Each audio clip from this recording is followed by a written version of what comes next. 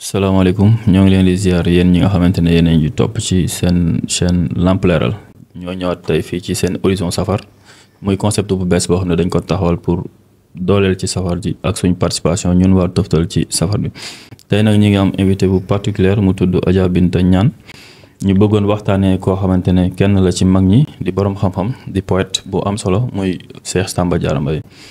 du ñàkk ne fan yi gis ngeen benn vidéo boo xamante ne nit ñi ñoo koy partagé ku ci nekk am na ci xalaat du ñàkk tamit ne gis ngeen ci benn particularité muy ki koy wax waxin bi mu koy wax donc loolu lépp amu ci solo li ci am solo mooy dañ bëgg a màggal jëmm jooju di nga xam ne mooy Cheikh Samba Diarra Mbaye. Cheikh Samba Diarra Mbaye nag dama ci barkeelu tuuti ci jëmmam ji kenn la woon ci taalibe Sëñ Tuubaa yi féete woon Ndar mi ngi judd ci atum 1868 ci Kokki mu nekkoon koo xamante ne ay waayam dañoo particulier ci kër Serigne Touba way nag muy wayu suufi maanaam wayu tasawuf way yoo xamante ne day bàkk Serigne bu mag bi way yoo xam ne tamit day dundal xol di dàkki tamit pas-pasu murit yi donc Cheikh Samba Diarra Mbaye ci loolu la amee grade bi nga xamante moom la ko Cheikhul Khadim doon way muy saahibul abiyat donc sans plus tarder dañuy wax Adja Binta ñu ngi lay ziar bu baax a baax a baax a baax a baax di la wax yow première question bi mooy naka nga découvrir Cheikh Samba Diarra Mbaye. salaamaaleykum maa ngi delloo ziar bu baax di le remercier ci invitation bi alors comment j'ai découvert par le biais d'une amie dama toog gis ko muy partagé yenn vers yi et cetera ma ne ko yow de li nga partagé ni neex na de est-ce que dama ko yónnee mu yónnee ma ko c'est vrai que quand bi ma ko yónnee toog naa lu yàgg ubbiwuma ko dama toog benn instant rek may xoolaat affaire yi et je me suis rendu compte que c'était vraiment très bien écrit et c'est comme ça que j'ai commencé à m'intéresser à la chose. Faut dire quand même que je connaissais la personne, je connaissais le personnage am na lu ma jotoon a xam ci moom avant may intéressé wu ci mbir yi parce que poésie wolofal taalif yeeg yooyu noonu daf ma yàgg intéressé dama ko yàgg bëgg même si disons que Cheikh Moussa Ka laa gënoon a xam que Cheikh Samba Diarra Mbaye. effectivement non loolu moom bëri nga ci ay morom parce que Cheikh Moussa Ka moo gën a siiw parce que ñu bëri sax ci sa à travers cette vidéo bi la yàlla dogalee ñu xam Cheikh Samba Diarra Mbaye parce que boo xoolee Cheikh Samba Diarra Mbaye maa ngi koy wax rek yàggul dara benn sëtam Mamadou Mbaye maa ngi koy nuyu de passage ma ne ko Cheikh Samba Diarra Mbaye murid yi ñu ci bëri duñu ay gëstukat au fait dañuy xaar ñi indi leen dara mais duñ ko wëri moo tax mënuñu xam Cheikh Samba mais Cheikh Samba qualité wayam waruñu ko woon mën a ñàkk bañ a xam pareillement pour sëñ Momar Kayra pareillement pour sëñ Mbaye Jaxate moom tamit nit ñi xam nañ ko mais sëñ Moussa Ka dafa du ma ne dafa ëpp bayre mais peut-être ay waayam dañ ko reprise yi dafa ëpp ñu ko reprendre ci waykat yi ci taalifkat yi et cetera donc loolu moo waral loolu bon leneen li mooy est-ce que xam nga ni sa way bi am na tollé bu mu def yaatu na lool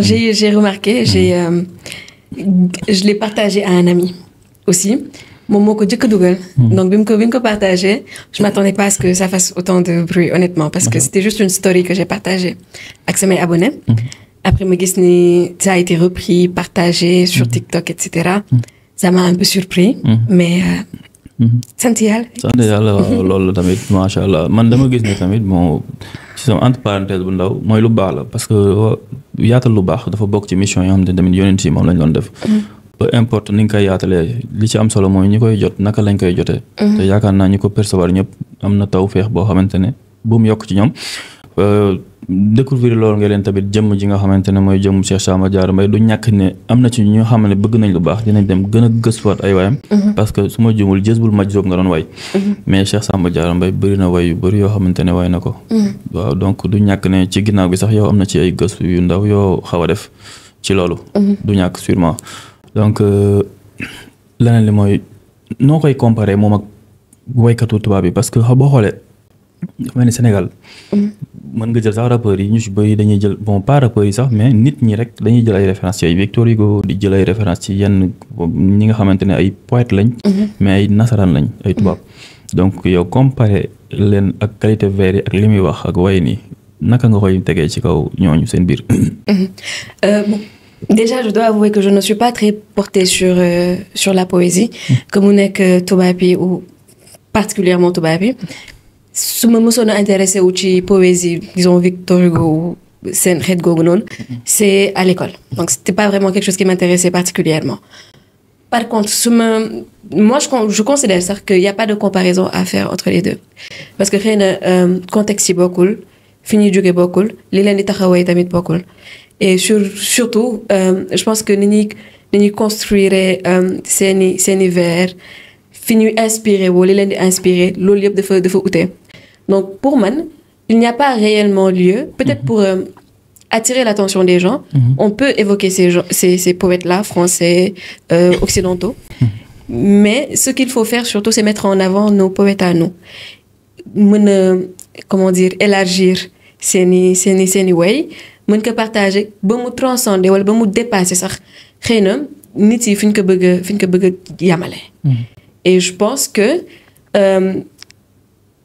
maanaam itte gi ñu defoon ci di fësal seen bëgg ci ki nga xamante ni mooy seen cheikh ak ci fësal niñ ko toppee lim leen defal et cetera du loo xamante ni tu vas le voir wala di nga ko seetlu ci poète français yi parce que encore une fois gis-gis bi itte bi intention yi bokkul donc je pense que le plus important ce n'est pas de chercher à les comparer mais vraiment se centrer sur nos poètes et voilà. dëgg la loolu am na solo mais leneen li mooy yow jot nga am benn vers boo xam ne je pense que accidentellement nga jotee poème bi su ma juumul dañ la ko envoyé de façon inopinée bi nga ko jëlee nga def lecture bi nga gis ne maanaam déjà da nga bëggoon partager tey neex-neex bi nga xamante ne moom nga doon dund su ma juumul donc ginnaaw loolu ba mu amee est-ce que am na yeneen liggéey wala peut-être est-ce que bëgg nga ci defar yeneen gëstu ci moom wala ci keneen ku dul moom ci waykat yi oui parce que xëy na c'était pas l'intention de base mais su ma gisee ni mbir mi soxal na yeneen nit que j'ai eu des gens yoo xamante ni xamuñ sax lan mooy taalif wala xamuñ luy wolofal envoyé message man de lii bëgg naa ko jot bëgg naa jàng dañ lay lire wolof ba mën a lire poème yi et cetera moi je me dis que mbir la moo xamante ni ça peut apporter quelque chose s'il y a une petite influence aussi minime qu'elle puisse être bu ma mën a apporter ci loolu je n'hésiterai pas donc que mu nekk beneen taalifkat wala beneen woykat si je peux partager et je l'ai d'ailleurs fait je pense que j'avais posté une autre vidéo boo xamante ne beneen partie wu woy bi la même kii bi même poème bi Jazbul Majzoub la partager mais bien sûr quand l'occasion se présentera je n'hésiterai pas loolu am na solo donc comme niñ ko waxee rek horizon safar lañ nekk dañuy indi suñu barkeelu ci weer bi nga xamante ne mooy weeru safar ñu nekk ci studio Toftal en collaboration avec Lamp Leeral dalal Adja Binta Niane xam naa fi ñuy tëjee nag mooy poème boobu nga liiroon muy Jazbul Majzoub du ñàkk nga may ñu ci benn lecture boo xamante ne dañ koy barkeloo ci liggéeyu safar bi incha allah am na benn partie boo xam ne nag faaw ñu waxtaan ci parce que nee nga moo la gën a neex bëgg naa nga xam nga leeral ñu pourquoi particularité ba pourquoi foofu gën la neex di ma tibbal di ma yàkkal di ma sexal di ma leel xaw ma nu mu ko waxee noonu. nga wax ñu lan moo waral tey jii partie boobu gën la neex par rapport aux autres. Ouais, malheureusement je n'ai pas les vers en tête donc je serai obligée de xool ko. Y a pas de souci. Mais ouais c'est la partie que j'ai préférée en tout cas ci story boobu noonu ma partagé. Après bien sûr j'ai eu à lire d'autres parties. Qui m'ont aussi touchée. Je peux prendre exemple ci benn juste du sax kii en entier benn partie rek mi wax ni waxande la wuñ tëji wax suñ ma tijjee may laa miñam wala sëñ bi moo may sama wax. xaw ma woon sax ni parce que j'ai été obligée de toog. xalaat lan moo war a nekk ça et cetera pour xam ne lay tekki. donc le fait que muy fësal wala muy wane ni du moom mooy wax dafa seey ci nga xamante ni moom la bëgg. ba kooku di waxee ci moom. c'est quelque chose de très très beau. Maintenant très profond machallah. Très profond et je pense que mën nañ ko déggee de plusieurs façons différentes. ki nga xamante ni xëy na porté wul ci spiritualité wala. way ji rek moo ko neex. kooku xëy na ci neneen la koy déggee. bokk la ki nga xamante ni initié la wala koo xamante ni maanaam dafa soobu ci yoonu murid. xam luy tasawuf ci tasawuf de manière générale. xam lan mooy tasawuf. xam nan la cheikh di mel ci taalibeem ak na taalibeem di mel ci cheikham. kooku xëy na dina ko déggee beneen façon déggee. et am na leneen aussi. loo xamante ni daf may xaw a interpeller ci loolu. wala ci poème bi yëpp de manière générale mooy da ngay mel ni kuy xaw a gis ni. maanaam ni Sëñ Touba mel ci yonent bi daa mel ni noonu la Cheikh Samba Diarra mel ci Sëñ Touba wala noonu lay waxee ci moom. parce que ci day nekk rek di wax ci. lim ko may. lim ko defal. ni mu mel ci moom. nim ko. ubbilee ay bunt mu doon ci lu apparent wala ci lu xaw a nëbbu. donc tu vois clairement que l'amour que le cheikh porte au prophète alayhi salam bëgg boobu le Cheikh Samba Diarra di moom lañ ko delloo. dëgg la te wax na ko sax ci benn partie je crois. nan di ma toggal di ma yekkal. di ma ràccal di ma siifal. di ma tibbal di ma leyal. tibb yu ñu barkeeloo ko wanam. di ma bégal di ma seral. di ma xaajal di ma dalal. di ma moyul di ma fayul kenn du ma yeb fii kanamam. bu ma yeewee kenn du ma yeb. fu ma fi jëm du ma ayib. sama gannaaw sama ayib xanaa namel gu ñu mënam. sama ñooñ it duñu ayib man ak ñoom duñu layib sëriñ bi moo dajale yëpp beral ñu cër bu ñu gërëm. voilà en gros c'est cette partie là. man de bëgg naa xam na pourquoi partie boobu gën laa neex. pour man expression de reconnaissance la. expression la de xam naa nit ki fi ma taxawoo fi ma féetee ma koy wax. et puis il y a quelque chose de très intéressant mooy ci benn partie rek ci woy wi. li nga ci mën a maanaam soo ko tasee li nga ci mën a dégg dafa bëri. dafa bëri benn verbe bu ne rek exactement soo waxee ni di ma toggal di ma yàkkal di ma ràccal di ma siifal. di ma tibbal di ma layal tibb yu ñu barkeeloo ko wannam au delà de loolu mu koy def maanaam dafa am leneen lu mu ci yokk mooy ni. wann gi muy wann liñ ko lii nii sax dafa barkeel. te c'est incroyable en fait. te là c'est juste un vers. imagine. ni mu woyee ci woy gi yëpp du début à la fin c'est 40 et quelques pages.